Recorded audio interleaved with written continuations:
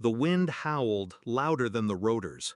I didn't hear her footsteps over the thrum, but I felt the hand, fingernails on my spine. Then breath, warm and venom sweet. You've always been in the way. And the push, a gentle nudge dressed as mercy. Sky opened beneath me. Blue turned black, weightless for half a second. Then gravity screamed.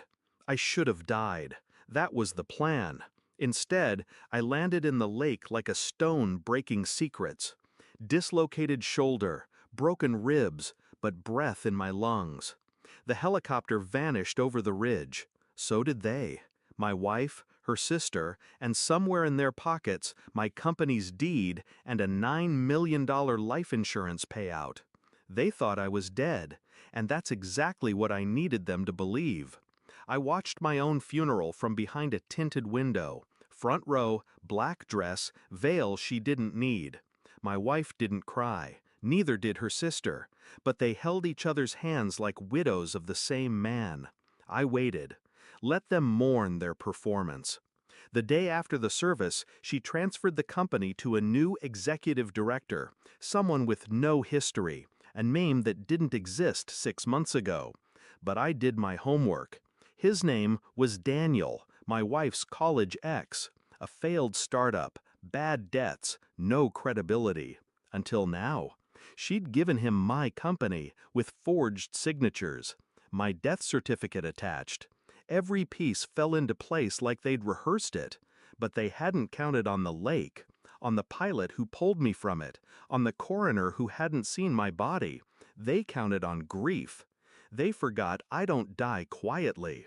I went dark. No calls, no cards, no headlines, just shadows and silence. I moved city to city, using aliases, rebuilt my accounts under shell names, tracked every move through backdoor server access they didn't know I'd coded in. Their emails were a confession trail. We're so close. Just 6 more weeks and it's all ours. He'll never see it coming. No remorse, just greed wrapped in lust. The sister moved in, called herself family now, smiled in press photos like she hadn't tried to turn me into ocean rot. I hired someone I trusted, discreet, unafraid. He retrieved the surveillance, footage from the cabin, the charter records, audio from the pilot's mic, the last 10 minutes before the fall. Tilt it over the water, make it look like turbulence. Her voice, my wife's. That was all I needed, but I waited. Patience was the only gift they gave me. I intended to return it tenfold. The boardroom smelled of cold coffee and steel ambition. They were celebrating. Champagne, flashbulbs, a headline on the screen, new era, stronger leadership. I walked in, alive. No words, just silence. One glass slipped from someone's hand, shattered across marble. My wife turned.